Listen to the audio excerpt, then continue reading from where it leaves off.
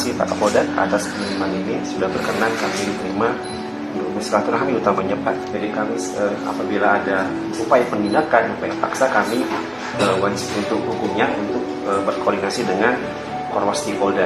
Jadi kami mengucapkan terima kasih selain Pak Kapolda, Pak Dirkrisus, Pak Dir Narkoba juga yang secara langsung bersama dengan kami. Setiap kasus yang kami tangani alhamdulillah sampai sekarang sudah berjalan dengan baik, dan untuk itu kami memohon dukungan agar kerjasama dapat dipertahankan dan kami bisa dengan lancar untuk menyelesaikan perkara kami. Terima kasih Pak atas kunjungannya. Kami dari Polri siap membantu kapan aja.